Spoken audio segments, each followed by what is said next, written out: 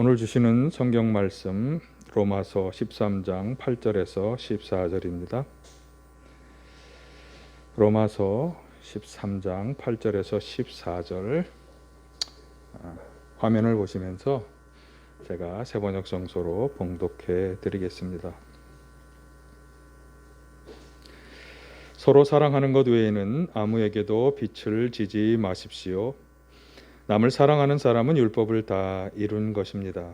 간음하지 말아라, 살인하지 말아라, 도둑질하지 말아라, 탐내지 말아라 하는 계명과 그 밖에 또 다른 계명이 있을지라도 모든 계명은 내 이웃을 내 몸과 같이 사랑하여라 하는 말씀에 요약되어 있습니다.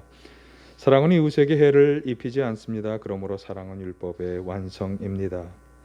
여러분은 지금이 어느 때인지 압니다. 잠에서 깨어나야 할 때가 벌써 되었습니다. 지금은 우리의 구원이 우리가 처음 믿을 때보다 더 가까워졌습니다. 밤이 깊고 낮이 가까이 왔습니다.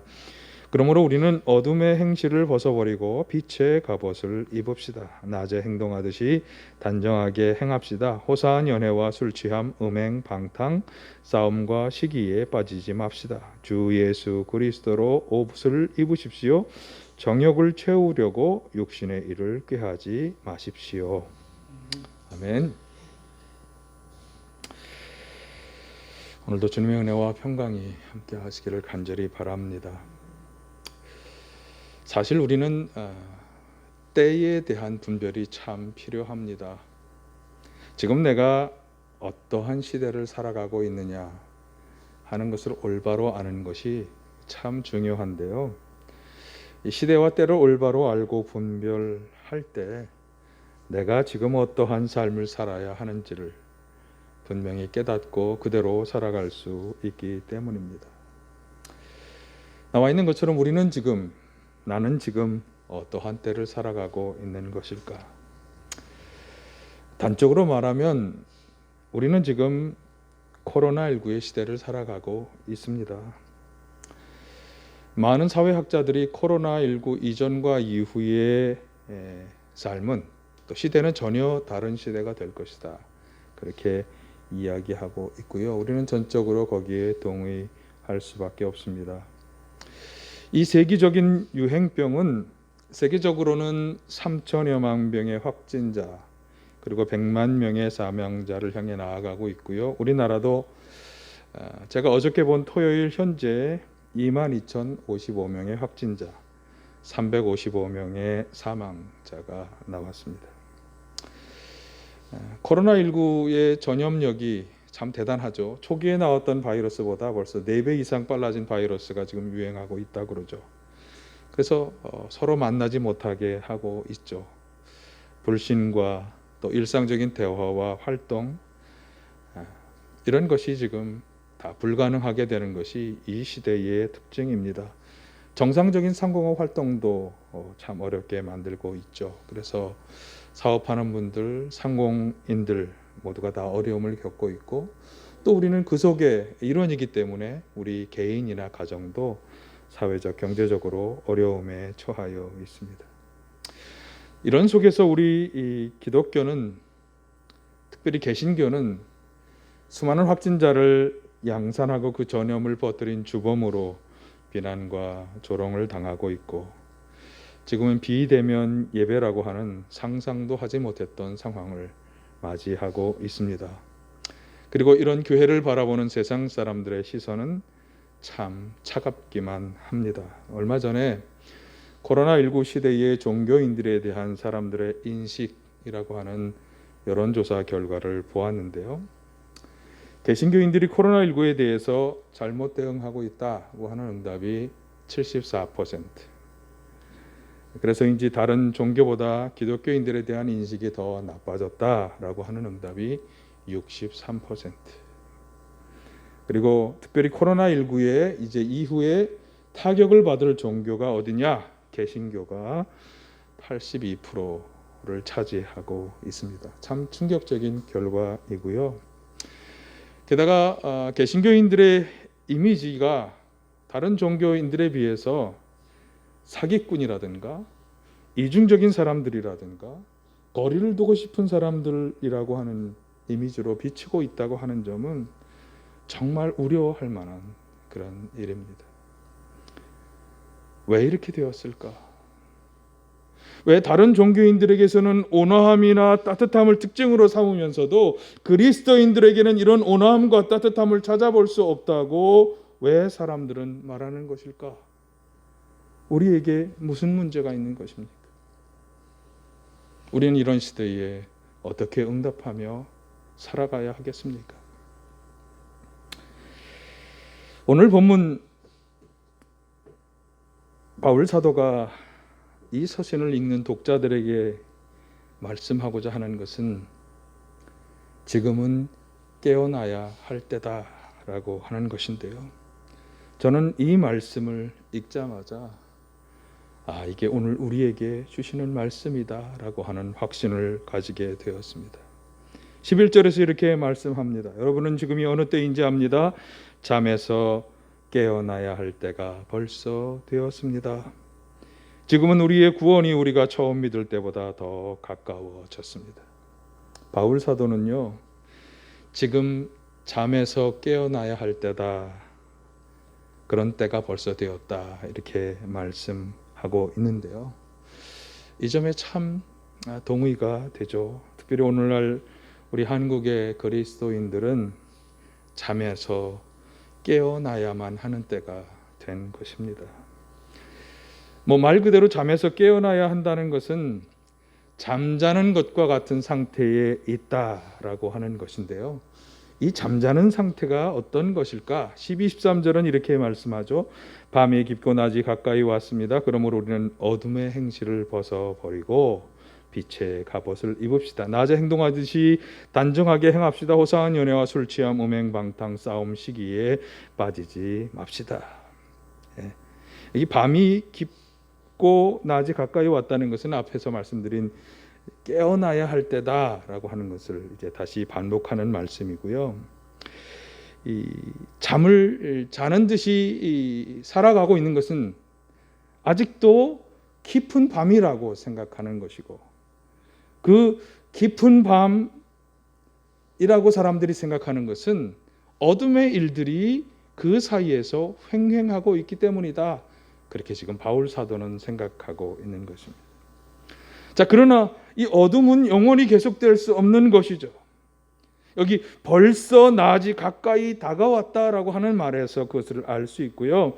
그래서 빨리 이 어둠의 행실에서, 어둠 속에서 행하는 일들에서 우리가 벗어나야 하는 거죠. 그래서 구절 그대로 말하면 단정하게 행하지 못했던 일체의 일들, 여기 호사한 연애, 술 취하는 것, 음행, 방탕, 싸움과 시기, 이런 것이 이 어둠의 행실에 해당하는 것이고, 빨리 이것을 벗어버려야 한다. 이것을 벗어버리고 단정하고 밝은 삶으로 돌아와야 한다고 하는 것입니다. 이것이 잠에서 깨어나는 일인 것이죠. 자, 그렇다면 왜 그렇게 해야 할까? 왜 잠에서 잠자는 것과 같은 상태에서 우리가 깨어나야 할까? 바울 사도의 오늘 본문 말씀에 의하면 구원이 가까이 왔기 때문입니다.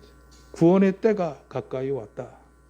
이건요, 구원의 일을 완성하는 그때가 가까이 왔다고 하는 말이고요. 성경적으로 구원의 일은 언제 완성되는가 하면 주님께서 다시 오실 재림의 때에 이루어지는 거죠.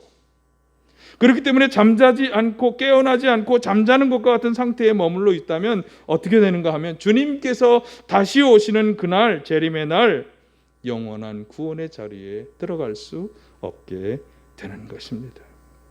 예수님은 이렇게 말씀했습니다. 마태복음 25장 13절, 그러므로 깨어 있어라. 너희는 그날과 그 시각을 알지 못하기 때문이다. 그날과 그 시각은 마지막 그때에 대한 말씀이에요. 마태복음 25장은 마지막 때에 대한 말씀을 쭉 하고 있거든요. 그러므로 그날과 그때가 언제 될지 알지 못하기 때문에 그 잠자는 상태에서 깨어나서 준비해야 한다. 무엇을? 부지불식간에 찾아오는 그때, 재림의 주가 오셔서 모든 것을 심판하시는 그때를 준비해야 하는 것입니다. 그래서 오늘 본문 말씀처럼 우리는 잠자는 상태, 어둠의 행실에서 어서 빨리 깨어나 벗어나야 하는 것이죠. 때를 분별하지 못하고 세상 사람들처럼 그들의 죄악된 풍조를 살아가는 것, 또 재림의 때에 이루어질 하나님의 심판에 대한 생각은 하지도 않고 악하고 죄악된 삶을 그저 따라 살아가는 것, 이게 바로 영적으로 잠자는 상태에 있는 것이고요. 어서 빨리 우리는 무감각한 이런 상태에서 벗어나 마지막 때를 의식하며 그때를 준비하며 살아가야 하는 것입니다. 지금 우리 그리스도인들에게 그래서 필요한 것은 우리가 세상의 풍조에 휘말려 살아가면서 영적으로 잠자는 것과 같은 상태에 있다고 하는 것을 빨리 깨닫는 것입니다. 깨달아야 벗어날 수 있기 때문이죠. 사실 우리 그리스도인들에게 정말 절박한 문제는 지금 이 코로나 시대를 맞이해서 사람들에게 조롱과 비판을 당하게 되었다는 것이 아니에요. 잠에서 깨어나지 못한 상태에 그대로 있으면서 주님이 다시 오시는 그 재림의 날을 맞이하는 것, 이게 정말 문제인 것입니다. 전 세계적인 전염병이 창궐하는 이때가 온전한 구원의 때이며 주님께서 다시 오실 재림의 때, 마지막 심판의 날이 다가오고 있는 때라고 하는 것을 깨닫게 되시기를 간절히 바라고요. 이 잠에서 깨어나야 한다고 하는 이 종말론적 의식을 가지고 마지막 그날 주님의 때, 재림의 때를 준비하는 우리 모두가 되시기를 간절히 바랍니다. 자, 그런데 14절에 보면 이렇게 잠에서 깨어나는 성도들에게 요청되는 게 있어요. 주 예수 그리스도로 옷을 입으십시오. 정욕을 채우려고 육신의 일을 꾀하지 마십시오. 자, 뒤부터 얘기한다면 육신의 일을 꾀하지 말고 주 예수 그리스도로 옷을 입으라. 두 가지를 말씀하고 있어요. 이제는 더 이상 육신의 일들을 자꾸 꾀하고 도모하지 말라고 하는 것이고 예수 그리스도라고 하는 새 옷을 입으라라고 하는 것입니다. 사실 새 옷을 입으려면 그동안 입었던 과거의 옷을 벗어버리는 건 너무나 당연한 거죠. 그래서 그리스도라고 하는 새 옷을 입기 위해서는 그동안 정욕을 채우려고 꾀하였던 육신의 일들, 그러니까 내가 살아가기 위해서 당연히 해야 되는 육신의 일이 아니라 정욕을 채우려고 꾀하였던 육신의 일들을 벗어버려야 한다. 그래서 이 육체의 일, 육체의 행실에 대해서 갈라디아서는 이렇게 말씀하죠. 5장 19에서 21절에 보시면 육체의 행실은 환히 드러나는 것입니다. 곧 음행과 더러움과 방탕과 우상숭배와 마술과 원수매증과 다툼과 시기와 분냄과 분쟁과 분열과 파당과 질투와 술 취함과 흥청망청 먹고 마시는 노름과 그와 같은 것들입니다. 내가 전에도 여러분에게 경고하였지만 이제 또다시 경고합니다. 이런 짓을 하는 사람들은 하나님의 나라를 상속받지 못할 것입니다. 왜 이 육신의 일들, 여기 나온 열거된 음행, 더러움, 방탕, 우상숭배, 마술, 원수매증, 다툼, 시기, 분냄, 분쟁, 분열, 파당, 질투, 술 취함, 흥청망청, 먹고 마신 노름, 이런 것이 왜 위험한 일인가 하면 바로 그것이 우리로 하여금 하나님 나라에 들어가지 못하게 하는 일들이 되는 것이기 때문에, 사실 이 목록을 가만히 보면 오늘 로마서 본문 13절에서 이야기한 것들이 다 포함되어 있죠. 이것이 바로 육체의 행실들인 것이고 이것을 벗어버려야 하는 것입니다. 우리는 이런 행실들 속에서 우리도 모르게 잠자는 것과 같은 상태에 있는 것입니다. 이것을 빨리 깨닫고 벗어버릴 수 있는 우리 모두가 되시기를 간절히 바랍니다. 자, 그러면 이런 육체 행실들을 벗어버리고 입어야 할 새 옷, 즉 예수 그리스도로 옷을 입어야 한다. 이 말씀은 그럼 구체적으로 무엇을 말하는 것일까요? 사실 옷은 우리의 벌거벗은 몸을 가리기도 합니다만 또 우리를 잘 치장하고 돋보이는 방법이기도 하죠. 우리는 작업을 할 때 입는 옷과 또 예식장이나 이런 또 교회 예배 이런 곳에 올 때 입는 복장이 다릅니다. 달라야 합니다. 특별히 여러분이 다 교인이시고 하나님 앞에 우리가 나아갈 때 평상시에 우리가 입었던 옷보다는 좀 다른 구별된 옷을 입어야 하는 건 사실 당연한 것입니다. 그러니까 예수 그리스도로 옷을 입는다면 다른 사람과 당연히 다른 거죠.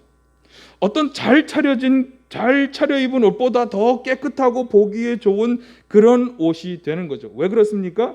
그것은 바로 다른 그 누구나 무엇이 아니라 바로 예수 그리스도라고 하는 옷이기 때문에 나의 인간적이고 죄된 모습이 그 예수 그리스도로 가리워지고 내가 아니라 예수 그리스도가 나타나고 보여지는 옷, 그 옷을 입으라고 하는 거죠. 그게 뭘 말하는 거야? 그렇죠? 그게 궁금하죠? 바로 예수 그리스도로 인해 완전히 새로운 사람으로 변화된 모습을 말씀하는 거예요. 철저히 예수님의 가르침과 교훈을 따라 살아가는 것, 그것이 바로 예수 그리스도로 옷 입는 것입니다.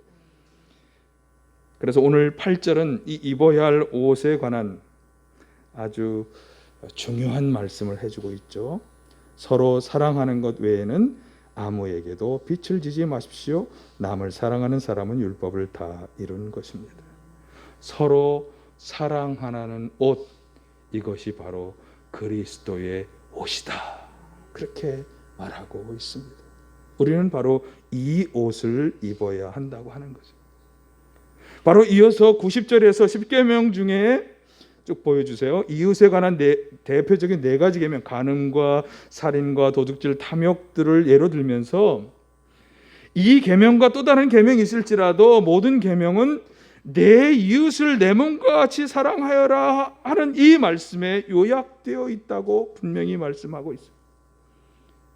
그러니까 성경에서 많은 다른 계명들을 우리가 이것이 하나님이 우리에게 원하시는 뜻입니다라고 얘기했지만 사실 그 모든 것은 이 사랑의 계명에 다 요약되어 있다고 하는 거예요. 특별히 여기 그것이 바로 율법의 완성이라고 말씀하고, 그러니까 예수 그리스도로 옷을 입는다고 하는 것은 그분의 가르침, 그분의 뜻과 정신을 내가 그대로 받아들여서 나를 통해 그게 나타나는 건데, 그 가르침의 핵심, 그 가르침의 완성이 뭐냐? 바로 그것이 사랑이다라고 합니다. 사랑의 옷을 입어야 한다. 그래서 마태복음 5장 17절에 보면 예수님은 율법을 폐하려는 것이 아니라 완성하러 왔다고 말씀하고 있고요. 그리고 마태복음 22장 37, 34, 40절에 보면 모든 율법의 가장 근본이 되는 것이 바로 사랑이다 이렇게 말씀하고 있어요. 예수님을 시험하려고 바리새파의 율법 교사한 사람이 어느 계명이 가장 중요한지를 물었을 때 예수님이 하신 말씀이 그거예요. 내 마음을 다하고 내 목숨을 다하고 내 뜻을 다하여 주 하나님을 사랑하여라 했으니 이것이 가장 중요하고 뜸다는 계명이다. 둘째 계명도 이것과 같은데 그것처럼 중요한 것인데 그런 말이죠. 내 이웃을 내 몸과 같이 사랑하여라 하는 것이다. 이 두 계명에 온 율법과 예언서의 본뜻이 달려 있다. 간단히 말하면 하나님 사랑, 이웃 사랑, 이 두 계명이야말로 가장 중요한 것인데 이 두 계명에 온 율법과 예언자들의 본 뜻, 그들이 원래 말하고자 했던 뜻, 그것이 들어있다고 하는 거죠.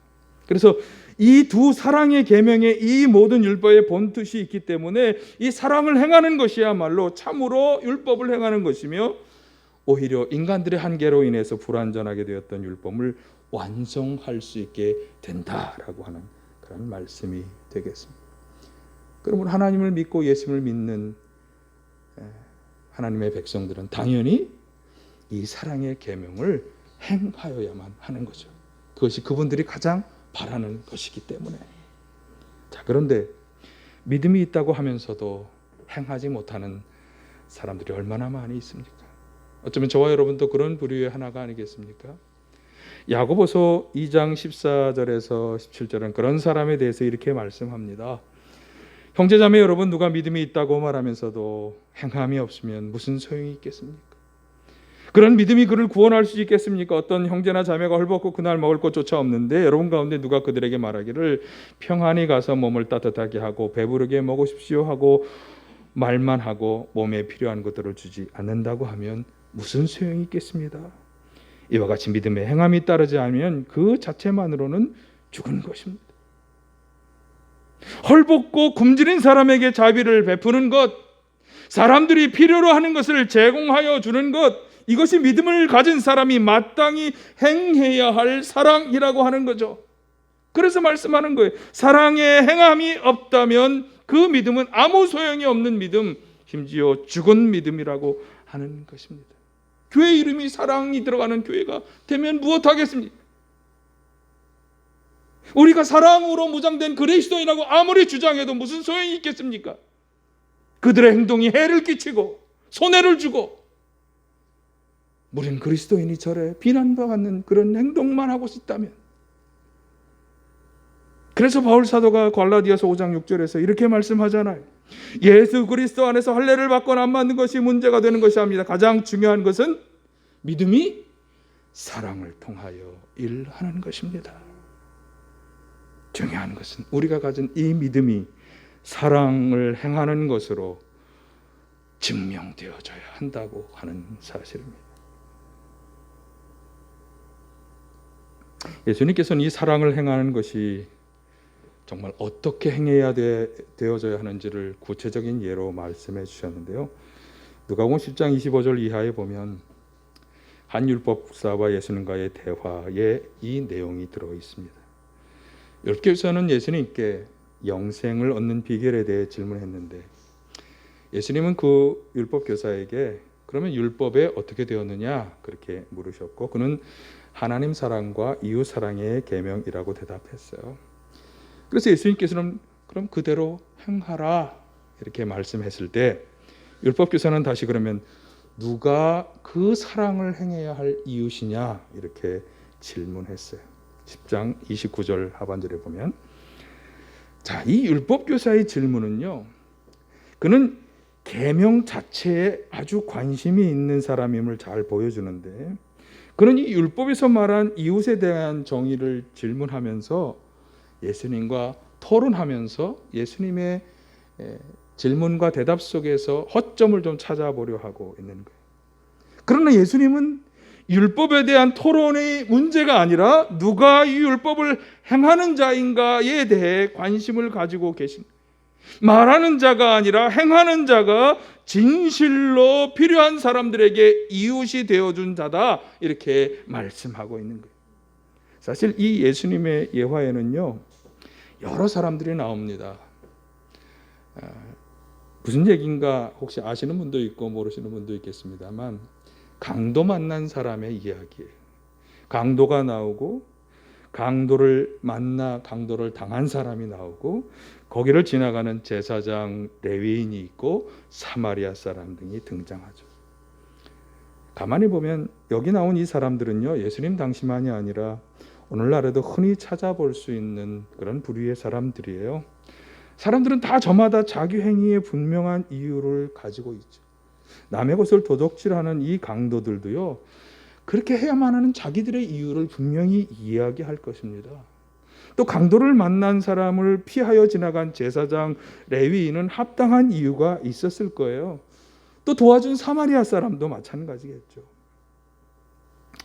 율법에 보면 제사장은 시체를, 여기 레위기 21장 11절 또 22장 4절에서 6절을 차례로 비춰주세요. 제사장은요 여기 죽어문 시체를 말하는 거예요. 죽은 시체를 만지면 부정하게 되어서 그날 저녁까지 아무런 일을 할 수가 없습니다. 22장 4절 6절에 보면 아론의 자손 가운데서, 이 아론의 자손은 다 레위인이고요, 레위 지파인이고요, 그 중에서 이제 제사장들이 나오는 거거든요. 여기 보면 중간에 누구든지 죽은 빨간불 보시면 죽은 것을 만지거나 기타 그정한 부정한 것을 다한 사람은 부정하게 되는 거예요. 그리고 그런 사람은 여기 해가 질 때까지 부정한 거예요. 그날 아무 일을 할 수가 없는 거예요. 그러니까 이런 율법에 의거해서 지금 아론 지파에 해당하는 제사장이나 레위인들은 죽은 시체로 여겨지는 이 사람을 만진다면 내가 가서 행해야 할 다음 일들, 제사나 그 밖의 일들을 할 수 없게 되는 것을 그들이 염려하게 되는 거죠. 그래서 강도 만난 사람을 죽은 시체로 여겨 피하여 지나가는 것입니다. 그들의 관점과 신앙에서는 옳은 행동이라고 생각될 수 있습니다. 그러나 예수님의 관점에서 볼 때는 그들은 다른 어떤 율법을 지키려고 율법의 핵심이며 본래 뜻이라고 하는 이 사랑의 법을 행하지 않은 사람이 된 것이에요. 반면 이 사마리아 사람은 유대인들에게 철저히 차별과 홀대를 받던 사람들인데요, 그들은 전혀 유대인의 이웃이 될 수 없는 사람이었어요. 그러나 그들은 유대인들이 그렇게 싫어하고 천대를 하였지만 이 예화에서 진정한 이웃이 되어준 자가 되었습니다. 한번 생각해 보세요. 선택된 민족인 유대 사람은 사람의 계명을 잘 알고 있지만 사랑을 베풀지 않음으로써 이웃이 되어주지 않았지만, 그러나 구원받을 수 없을 것이라고 정죄받았던 이 선택되지 않은 이방인인 이 사람은 사랑을 행하여 강도 만난 자의 이웃이 되어준 것입니다. 예수님께서는 자신과 토론하기를 원하는 율법학자에게 분명히 말씀하죠. 10장 37절 하반절, 가서 너도 이와 같이 하여라. 예수님께서는 어떤 이유에서든지 사랑을 행하지 않는 자는 진정한 이웃이 되어주지 않은 사람이지, 사랑을 행하지 못한 사람이지 라고 하는 것을 이 예화를 통해 분명히 말씀하는 거예요. 사랑을 행하는 데 있어서는 인종 간에, 종교 간에, 사회 계층 간에, 지역 간에, 또 이념 간에 그 어떤 대립을 다 넘어서야 할 것을 말씀하고 있는 것입니다. 그 모든 것을 넘어서서 무엇을 해야? 실제로 사랑을 행하여야 한다. 아울러 우리가 이 예화에서 기억해야 하는 것은요, 참된 이웃 사랑에는 희생이 따른다고 하는 사실이에요. 이 누가복음의 사마리아 사람은 자신이 가진 올리브 기름과 포도주를 다 사용했을 뿐만 아니라 여관에서 돌봐주는 비용까지 다 책임을 졌습니다. 그리고 자신의 바쁜 시간을 쪼개어야만 했죠. 그는 자신을 희생하면서 사랑을 행한 거예요. 앞에서 보았던 제사장이나 레위인과는 너무나 다른 판단이요 행위였습니다. 오늘날 우리는 너도 나도 참 자기 신념에 따른 바쁜 인생을 살아가고 있습니다. 그러나 하나님께서는 그런 우리에게 이웃을 위해 자기 자신을 양보하기를 원하시는 것입니다. 희생을 감수하고 이웃을 사랑해야 한다고 하는 거죠. 말만 앞세우며 하나님의 계명을 행하지 않는 어리석고 편협한 그리스도인이 되지 말아야 한다고 하는 것입니다. 하나님께서는 우리의 희생과 양보를 통해 당신의 역사를 이루어 가시는 것입니다. 이것을 기억하시길 바랍니다. 그러므로 요청되는 사랑은 희생을 감수하고 도움이 필요한 분들에게 참된 이웃이 되어주는 사랑인 것입니다. 예수님께서는 십자가 위에서 바로 이 희생의 사랑의 절정을 보여주신 것 아니겠습니까? 예수님께서 짊어지신 그 십자가야말로 우리가 행해야 할 사랑의 절대적 모범이며 본보기인 것입니다. 이것이 바로 하나님이 주신 율법을 완성하는 길이고 예수 그리스도로 옷 입는 것이며 또 마지막 심판대 앞에서 우리가 하나님께 인정받는, 그래서 하나님 나라에 들어갈 수 있는 길이 되는 것입니다. 지금 이 코로나 시대에 우리 그리스도인들이 행하여야 할 일은 어떤 정치적 이념이나 자기 신념을 주장하는 것이 아닙니다. 우리는 지금 이 종말의 징조들이 나타나는 마지막 그날이 가까운 때임을 깨달아야 하고, 그래서 이기적인 모습, 세상과 적당히 타협하며 살아왔던 모습들, 지금까지 사람들 속에 살면서 그들과 같은 방식으로 살았던 죄악된 옷, 타락의 옷을 빨리 벗어버려야 하는 것이고요, 새 옷을 입어야 하죠. 예수 그리스도가 나타나고 드러나는 옷, 예수님의 가르침이 다른 사람들에게 나타나고 증거될 수 있는 사랑의 행함이라고 하는 옷을 입어야 하는 것입니다. 선한 사람의 이야기에서 보듯 자신의 것을 아끼지 않고 내어주는 사랑이야말로 우리가 행하여야 할 사랑인 것이고요, 예수님의 십자가 사랑은 그 절대적인 모범이 되는 것입니다. 자신을 내어주는 사랑, 이것이 바로 예수님이 우리에게 보여주신 마지막 사랑이요 사랑의 절정인 것입니다. 이 전세적인 전염병이 확산되고 있는 이 마지막 징조가 나타나는 때에 이 사랑의 계명을 알 뿐만 아니라 지켜 행하실 수 있기를 바라고요. 그래서 예수 그리스도로 옷을 입으셔서 하나님께 인정받고 칭찬받을 뿐만 아니라 세상 사람들에게도 인정받고 칭찬받을 수 있는 우리 모두가 되시길 간절히 바랍니다. 이 코로나 시대에 마지막 때의 징조들이 나타나는 이때에 타락한 세상 풍조의 옷들을 다 벗어버리게 하시고 생명을 내어주시면서까지 예수님께서 보여주신 그 사랑의 옷을 입는 저희들 되게 하여 주시옵소서. 그래서 우리가 참으로 사랑의 계명을 실천하며 완성하는 하나님의 자녀들인 것을 하나님과 세상 모두에게 증명하는 저희들 다 되게 하여 주시옵소서. 오늘도 저희 가운데 악한 영, 어둠의 역사들이 떠나게 하시고 저희들의 연약한 아픈 질병 상처마다 치유하시며 온전케 하여 주시옵소서. 나사렛 예수 그리스도의 이름으로 명하니 성도들 가운데 들어와서 방해하고 해방하는 모든 악한 영, 어둠의 영들은 떠나갈지어다. 성도들의 모든 연약한 아픈 질병 상처는 치유되고 회복될지어다. 주님 저희 가운데 역사하여 주시옵소서. 예수님의 이름으로 기도하옵나이다. 아멘.